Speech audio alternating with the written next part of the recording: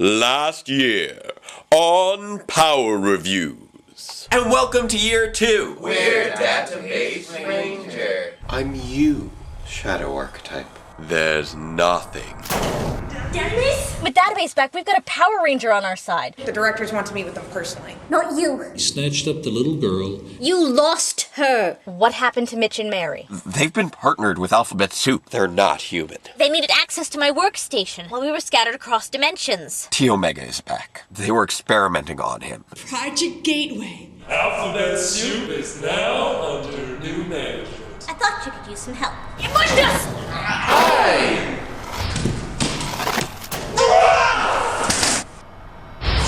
Welcome back. What's going on? Some kind of fluctuation in the cross-dimensional continuum. Let's finish this thing. Too many questions are in need of answers. And now, Database Rangers Power Review. Greetings, Ranger fans. Salutations. And welcome to Power Reviews. And welcome to year 3. I hope you all are having happy... That never gets old. Anyway, as I was saying, I hope that you're all having a happy and healthy holiday season. We've been rather busy this past year, or two, so it's been a while since we've been able to sit down and celebrate. This is actually the first time I've been able to give myself a haircut that didn't involve portals, demons, or losing my memory. Please do not forget to return my left-handed scissors. Right, thanks. So if you'd like to know what we've been up to, feel free to browse through our last 80 episodes, which are now, finally, all up online for the whole world to see. If by the whole world you mean the small handful of viewers who had not completely forgotten about us during our extended hiatus. Well, anyway, we're back now. And Alphabet Soup, if you're watching this, I hope you enjoy your holidays as well. Because we're done hiding from you. And after this, I suggest you start hiding from us. Consider this a head start, in the name of the holiday season and good sportsmanship. But don't think for a moment that we've let you off the hook. Now, moving right along. The last time I celebrated the holidays was unsettling, to say the least. So this time we're doing it up right. Indeed. So let us commence our festivities with a review of episode 50, or episode 29, depending on your sources, of Power Rangers Zeo, A Season to Remember. It's Christmas time once again, and an oddly familiar-sounding old man is sitting down to enjoy the evening with his grandson. Yeah, Grandpa, I sure hope Santa brings me a lot of presents. Presents, huh? Well, that reminds me of a very special Christmas. I will admit that I'm not entirely familiar with the customs of the holiday season. However, isn't the ritual exchange of gifts meant to be an annual tradition? Yeah. So is he reminded of this very special Christmas every year? Probably. I'm pretty sure this guy's got the memory of a steel sieve.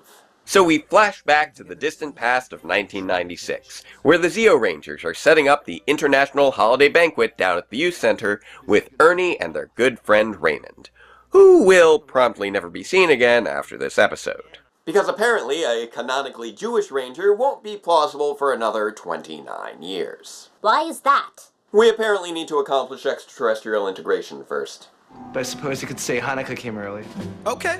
Speaking of extraterrestrials, it appears that the Machine Empire's Royal House of Gadgetry has taken time away from plotting their invasion force to instead complain about the human phenomenon known as the holiday spirit, ultimately deciding to use humanity's cultural differences to divide and conquer. We shall see to it that their diversity shall be their very undoing. And this is why I'm not particularly fond of artificial intelligences. Back in the future, the little boy is eager to find out what happens next, but Gramps is in a bit more of a tangential mood. Hold on, youngster, hold on. I'll get to that. Meanwhile, though, there were these other two fellows who just seemed to have a knack for always getting into trouble. This seems like a rather unnecessary departure from our narrative. I wish somebody would invent wrapping paper with round edges. I don't see how that would fix their dilemma. Bulk and Skull's gift wrapping is quickly interrupted by the symbol monkey heralded arrival of Detective Stone, who tells them to quit their crazy teenage dancing because they've just landed themselves a caper. Great! I'll have my own bagel, lox, and some onions. Maybe Raymond's not the only one celebrating Hanukkah this year. Ignoring Skull's love of pickled flower buds, Stone explains their new case. The case of the missing fruitcakes. Funny. I'd say there are 3 right there in that room. Without any further explanation, Detective Stone dispatches the adolescent investigators to locate the stolen baked goods. Meanwhile, at the Zeo Rangers Command Center, Alpha 5 and Zordon engage in their ritual gift exchange.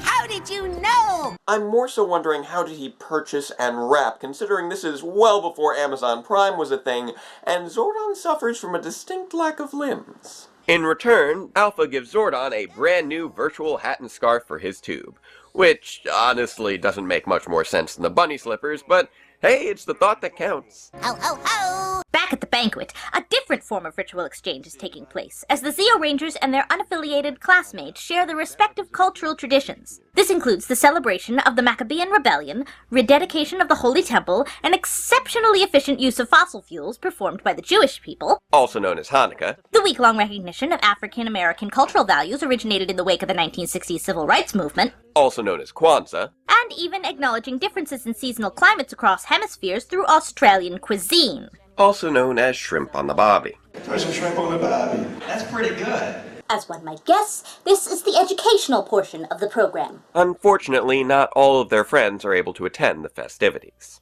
I wish Billy was here with us. Yeah, but it's cool he went back for his family reunion.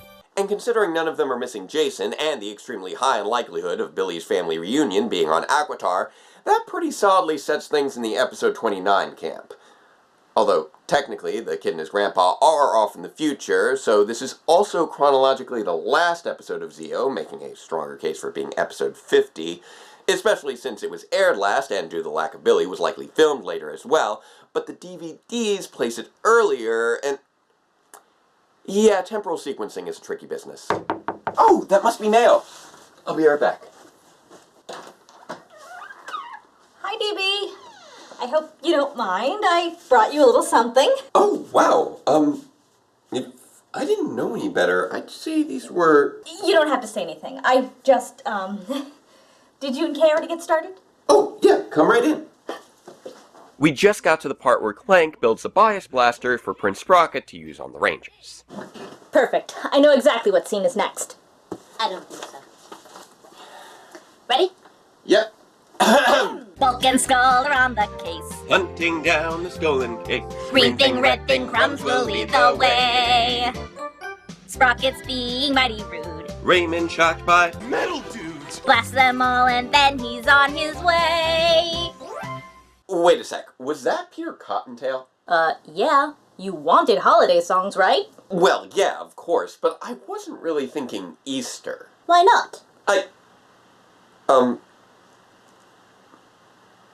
Never mind. Now, the effects of the bias blaster become immediately apparent, as their minds are all wiped clean of the strangely non-violent ambush, and they quickly start to display signs of... Okay, so the menorah represents that the... Oh, you know, that's very, very interesting. But what's really important here is the Christmas tree. So why don't you go out there and chop one down and bring it back to me? Wow. That was inappropriate. That was just... wow. Yeah, that was pretty offensive. Oh, that must be Guy. I'll be right back. Hi, Guy. Database? I'm actually kind of glad you're here. I think that something strange is going on. Why?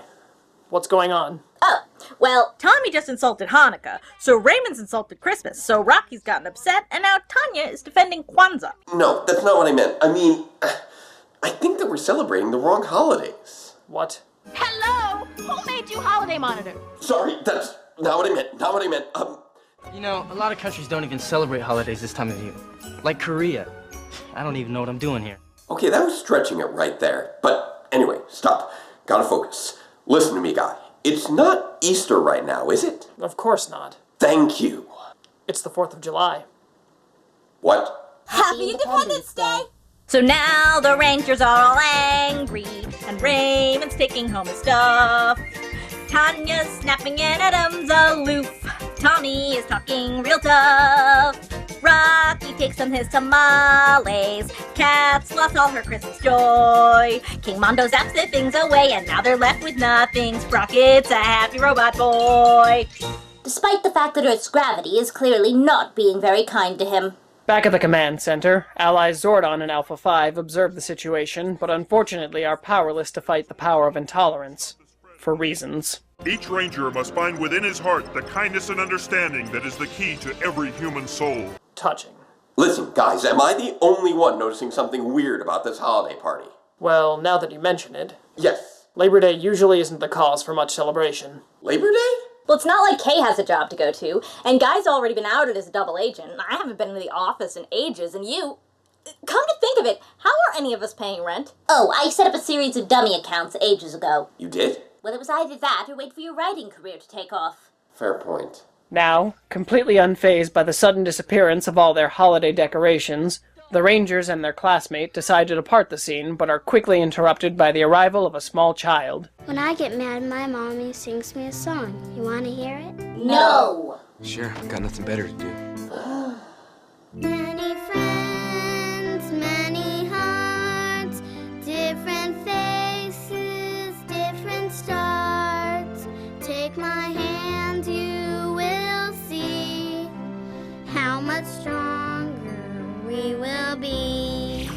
Many friends. We don't need to hear it twice. Miraculously, this tone-deaf child manages to reverse the effects of the Bias Blaster's neurological realignment, restoring the Zeo Rangers and their classmate to their original temperaments. We should never disrespect anyone else's culture or traditions ever again. Gee, I wonder if the moral of the story has something to do with tolerance. And with all this love and acceptance, they say, old King Mondo's head blew 3 fuses that day. My head's not doing much better.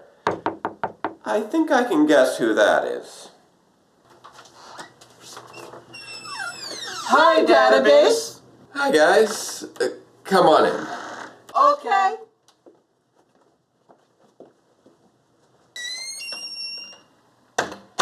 Let me guess. Happy Halloween? No. It's Guy Fawkes Day. Here you go. Thank you. And mayo. We brought your kitty cat back. Zagger! Oh. So, what's going on? Bulkmeyer and Skulovich appear to be hot on the trail of the stolen fruitcakes. Oh. My. That's a lot of fruitcake. But what kind of warped and twisted mind could create such a hideous, grotesque monstrosity? We like to make one. Every year. Surprise! Merry Christmas! Apparently, this was all a token of appreciation by Goldar and Rito, 2 brainwashed and reformed former villains that had temporarily taken up residence with the private investigators. How fun! Unfortunately, this means they're kinda on the hook for replacing all the stolen fruitcakes. Luckily, all it will take is one super spy shoe phone call to Skull's fruitcake-loving Aunt Millie, and it looks like everything's gonna be okay. Yay! Back at the centralized hub of adolescent activity, it appears that the Zeo Rangers have managed to replace all of the stolen decorations just in time for the International Holiday Banquet, along with some help from their classmate and local educational resources. We went to the library and looked it up. And now it's time for food. And that's the end of Grandpa's story. So, what did little boy think of it? It's about giving and being with people you love. Aww. How very trite. That's enough stories for tonight, Tom. Turns out that the old man was Tommy the whole time, and Kat's the little boy's grandmother. And when the kid's older brother gets there to pick him up, we find out that some things just never change. Do you guys think you could watch him just a little bit longer? There's something I gotta take care of. Of course. We wouldn't mind at all. Thanks. He's always got something to take care of. Yeah, well, must run in the family.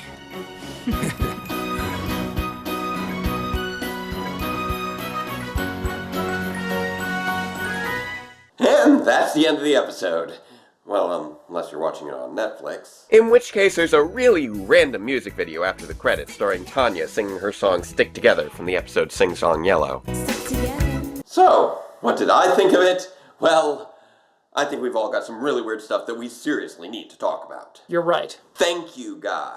There wasn't a single moment of morphed footage in this entire episode. Also, setting the framing story in the future was a problematic choice, as it makes serious assumptions about the progression of the series, and temporal extrapolation always carries with it the potential of confusion. You have no idea. We really liked The Hunt for the Fruitcake. I do still wonder how Tommy managed to recall an entire side story that he wasn't even around for. Come to think of it, you two barely even saw any of it. What are you talking about? We've been here the whole time. We made the turkey. Of course you did. We're just sad. We never got to meet Aunt Millie. My Aunt Millie makes fruitcakes, and I know you're gonna need a crane to lift one of those puppies. My Aunt Millie's fruitcake's pretty crummy. Were you quit it with Aunt Millie already? Oh, Aunt Millie! Oh, it's you, Gene! Yeah, listen, I got a small favor to ask you. She sounded so nice. They actually did a very nice job setting up that resolution. In fact, there were quite a few nice follow-ups throughout the episode. We had Mondo telling Clank not to use the word love around him, and then blowing his fuse when he heard it at the end. We had Rocky's love of food bookending the banquet storyline, and then we had... But what's really important here is the Christmas tree. So why don't you go out there and chop one down and bring it back to me? There it is, Ernie. Okay, that's just unfortunate. In fact, when this episode isn't being sappy and overly sentimental, it's just being weird and awkward in this kind of way where you're not sure if you're supposed to laugh or be offended. Talk to the hand, okay? My criticism lies more in the villain's plans. Despite demonstrating the ability to disrupt the Rangers' minds and steal all of their possessions, there's never any form of an actual attempt to destroy them or to conquer the Earth.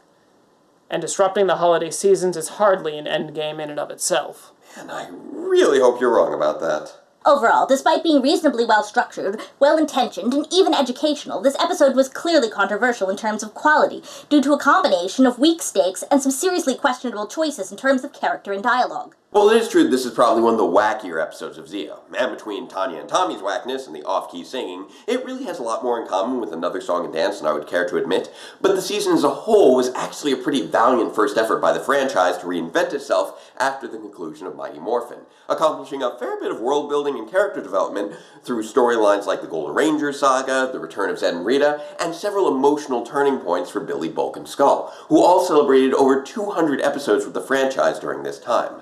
Although we probably could have done with a little less Tommy focus, especially considering that this season not only explored his Native American heritage, but also his breakup with Kimberly, his budding romance with Kat, and his temporary return to evil during King for a Day, which had the added fallout of rendering his brain temporarily hypersensitive to aberrations in the space-time continuum. Guys?